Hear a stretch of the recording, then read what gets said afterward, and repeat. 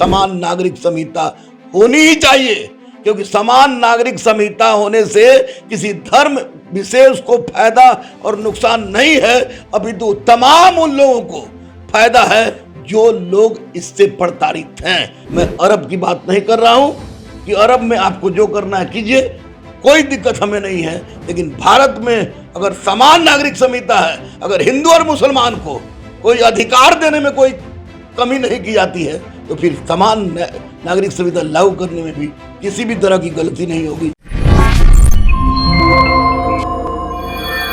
नमस्कार, आप देख रहे हैं द इंडिया टॉप। मैं हूं आदेशपुरी। कुछ दिन पहले ही प्रधानमंत्री नरेंद्र मोदी के द्वारा तीनों कृषि कानूनों को वापस ले लिया गया और दलील दी गई जो एक्सपर्ट हैं उनके द्वारा कि उत्तर प्रदेश, पंजाब, फिर से हिमाचल और उत्तराखंड में चुनाव होने वाले हैं, जिसका निगेटिव असर हो सकता था सरकार पर, मौजूदा सरकार पर।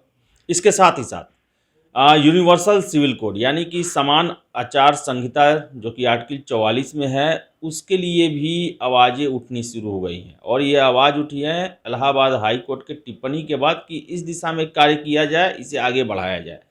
हमारे साथ हैं रहमान सर। जानेंगे हम कि आखिर कितना पेचीदा मुद्दा है ये, और अभी तक जो सरकार रही है उन्होंने क्यों नहीं छेड़ा है इसे, और फिर इसकी ज़रूरत क्या थी कि संविधान सभा ने इसे राज्य के नीति निर्देशक तत्वों में डाला।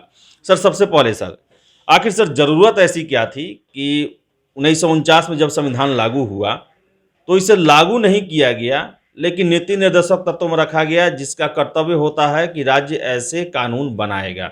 देखिए, इसका सबसे बड़ा कारण ये था कि हम लोग देश की आज़ादी लंबी जद्दोजहद के बाद मिली, और आज़ादी से पहले जिन्ना जैसे कमीने इंसान के द्वारा जिस तरह का सोचा छोड़ा गया, और सोचा छोड़ने के बाद पूरा देश सांप्रदायिकता के आग में जल गया।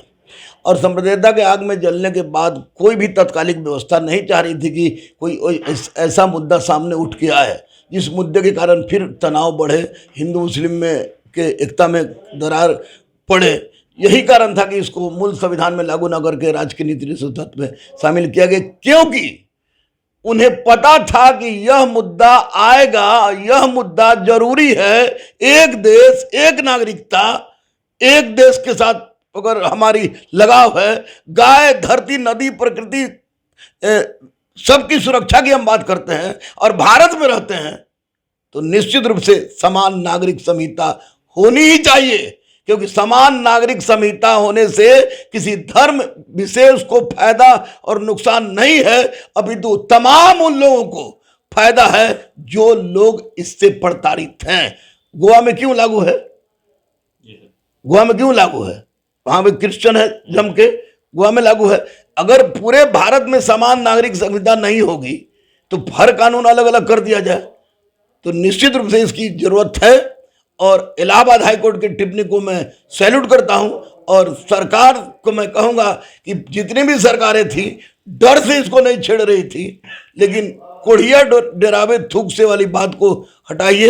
एनआरसी आया है, उससे डर लोगों में समाया है, कंफ्यूजन लोगों के दिमाग से दूर कीजिए और बताइए कि समान नागरिक संहिता किस लिए, क्यों आवश्यक है उस वैसे लोगों के लिए जो जिस देश में रह रहे हो।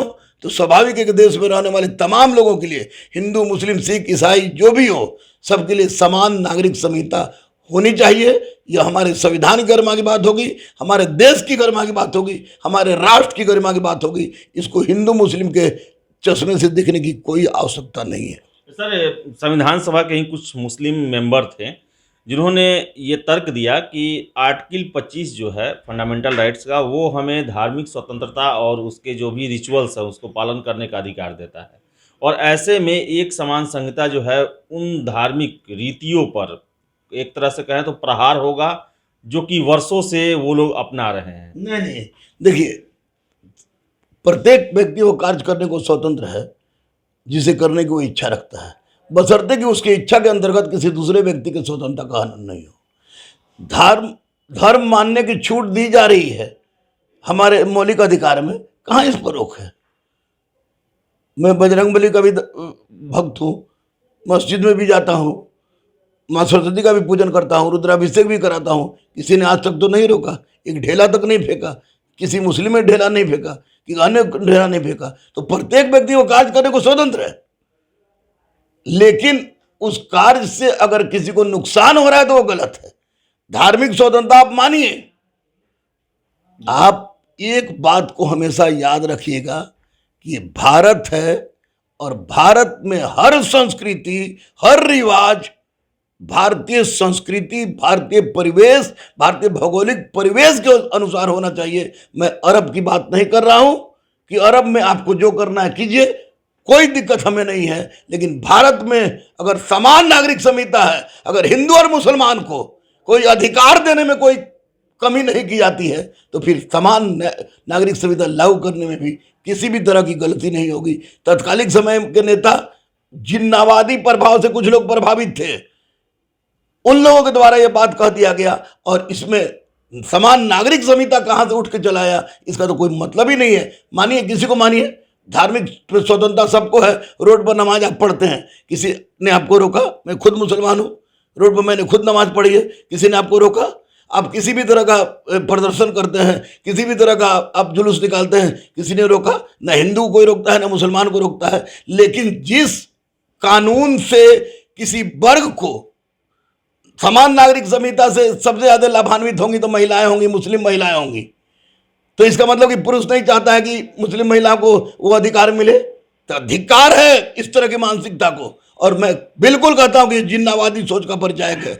देश की एकता को, राष्ट्र की एकता को बचाने के लिए सबसे जरूरी है कि पूरे भारत में समान नागरिक संहिता लागू हो, और बढ़ चढ़कर इसमें हिंदू के साथ साथ मुस्लिम भी इसका सपोर्ट करें। अयोध्या विवाद नहीं सुलझ रहा था, सारे हिंदू मुस्लिम ने मिलकर इस विवाद को सुलझा दिया कि नहीं? सुलझा दिया कि नहीं? लेकिन सर CAA NRC में जैसा हुआ उसमें ये अंदेशा लगाया जा रहा है, इससे उससे तो ये बहुत खतरनाक ये कानून है, ये आर्टिकल है, इसे छेड़ना जो है, क्योंकि हर एक व्यक्ति इससे प्रभावित होगा। क्या प्रभावित होगा? जैसे कोई आप बताइए हमको कि NRC में लोग 2-2 महीना, 3-3 महीना, 4-4 महीना रोड जाम किए। मोतियुर रहमान खान को कोई भारत का बाहर घोषित कर सकता है? तो फिर मैं क्यों चिल्लाऊं? तथा कथित कुछ चंद वैसे लोगों के द्वारा जो धर्म का ठेकेदार बनते हैं। अरे देश ठेकेदार बनना है तो देश का बनिए, देश के लिए मरिए, देश के लिए जिए। बांग्लादेशी आके आपके पेट पर लात मार दे, पाकिस्तानी आके आपके पेट पर लात मार दे, तो इससे आपको गौरवान्वित महसूस हो रहा है? छी, धिक्कार है।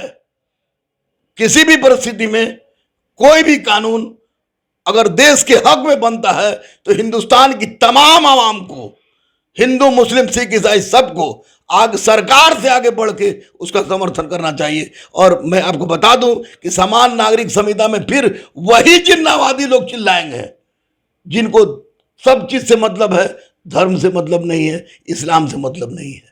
तो उनके चिल्लाने से कोई फर्क नहीं पड़ता है। अगर ये चिल्लाना शुरू कर दें और उस हिसाब से हम अपना कानून बदलना शुरू कर दें तो फिर भारत की पहचान नहीं रह पाएगी, बिल्कुल गलत होगा।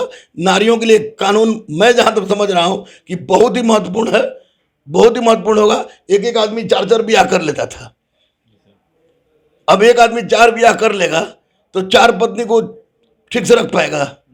4 पत्नी से बच्चा पैदा हो तो ठीक से रख पाएगा? तो ये मुसलमानों के भलाई के लिए, मुसलमानों के कल्याण के लिए, मुसलमानों को सामाजिक, आर्थिक, राजनीतिक दर्जाओं पर दिलवाने के लिए अगर ये कानून लागू होता है तो बहुत बड़ा काम होगा, जो कि जिसका हित मुसलमान को ही मिलेगा। क्योंकि मुझे नहीं लगता कोई हिंदू जाकर 2 ब्याह करता है, अगर करता भी है तो जेल जाता है या तरह तरह की परिस्थिति होती है। तो वैसी परिस्थिति में नारियों पर जो आक्षेप लगाया था कि अब बेटी पैदा हो गई लगातार तो उसके लिए तुम दोषी हो, दूसरा ब्याह कर लें, हम में प्रॉब्लम है और नारी में से बच्चा पैदा नहीं हो रहा है तो उसमें प्रॉब्लम है। तो ये सब गलत बात है, बिल्कुल अत्याचार वाली बात है। अब भारत बदल रहा है, इस परिस्थिति में बहुत अच्छा मौका है कि आर्टिकल 44 को लागू किया जाए।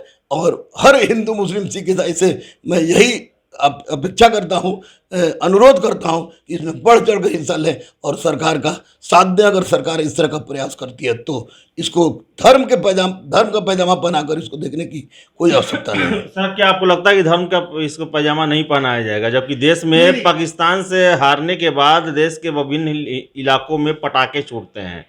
कभी आपने हमको पटाखा छोड़ते देखा है पाकिस्तान से आने के बाद? पटाखा तो सुना है लोग। तो जिन्नावादी लोग को आप हटा सकते हैं, कुछ जाहिल तबके के लोग हैं जो इस बात पर भी विरोध करेंगे, लेकिन उस जाहिल तबके के लोग को समझाना होगा कि ये क्यों तुम्हारे लिए हितकारी है। और पाकिस्तान मौसा है किसी का कि अगर मैं कहता हूं कि जो पाकिस्तान मुसलमान अगर पटाखा छोड़ रहा है पाकिस्तान के जीतने पर, अब भारत के हारने पर, तो उसको चुपचाप बढ़िया से 2-4-10 लाख रुपया दे के, एगो वीजा दे के उसको पाकिस्तान भेज दीजिए। मर जाएगा नहीं जाएगा, खाओगे यहाँ, पियोगे यहाँ, मरोगे यहाँ, गड़ोगे यहाँ, नौकरी यहाँ का चाहिए, देश की सेना में आपको लिया जा रहा है, देश के कानून व्यवस्था में आपको लिया जा रहा है, और आप देश के विरुद्ध कोई बात होती है तो उसमें आप पटाखा छोड़ दो या किस तरह काम करते हैं, तो ये आप इस्लाम के विरुद्ध जा रहे हैं, कुरान के विरुद्ध जा रहे हैं, हुजूर के विरुद्ध जा रहे हैं, जिन्होंने स्पष्ट रूप से कहा है कि जिस मुल्क का नमक खाओ उस मुल्क के लिए अगर मर जाते हो तो शहीदी के दर्जा में जाएगा। इस जाहिलों को पता नहीं है, जिन्नावादियों को पता नहीं है, ये खुद जिन्ना के बारे में नहीं जानते हैं। जिन्ना के टोपी को देखकर उसको मुसलमान समझ लेते हैं, लेकिन जिन्ना ऐसा हैवान जो गाय भी खाता था, सुअर भी खाता था, शराब भी पीता था। मैं अच्छी किताब को देकर बोल रहा हूँ, इतिहास का छात्र इसलिए बोल रहा हूँ, तो उस आदमी की बात को अगर मानना है, उस तरह के आदमी की बात को मानना है, तो आप अपने पैर पर कुल्हाड़ी मार रहे हैं। वक्त आ गया है मिलजुल कर हम एक होने का और देश को फिर से एक मजबूत अवस्था में लाने का। इसको हिंदू मुस्लिम का पैजामा पहना के रोड पर लाने का प्रयास करते हैं। अगर कोई हिंदू उसका आता है तब, और कोई मुसलमान इसमें आगे इसके विरोध करता है तब उसके विरुद्ध सख्त कानूनी कार्रवाई की है, अपने आप सुधर जाएगा। तो रहमान सर का साफ कहना है कि ये यूनिवर्सल सिविल कोड जो है वो देश की ज़रूरत है, और ख़ासकर महिलाएं जो भी वर्ग से हों, हिंदू हो, मुसलमान हो, सिख हो, पारसी हो, उन सब के लिए काफ़ी फ़ायदेमंद होगा। उत्तराधिकार के नियम तय हो जाएंगे, क्योंकि ये ऐसे नियम हैं जो कि समाज में और ख़ासकर कहें तो परिवार में सबसे ज़्यादा कलह मचाते हैं और अशांति फैलाते हैं। और ज़रूरत है इसमें सभी को आगे आने की और इसे लागू करवाने की, और सावधान रहने की उन जिन्नावादी सोचों से जो कि भारत के हारने पर पटाखे फोड़ते हैं और ऐसा व्यवस्था चाहते हैं देश में जिससे हमेशा अशांति बने रहे। तो उनसे सावधान रहना है, उनको भी समझाना है। तो फिलहाल इस वीडियो में इतना ही। वीडियो पसंद आया लाइक शेयर करें, हमारे चैनल द इंडिया टॉप को सब्सक्राइब जरूर कर लें। धन्यवाद।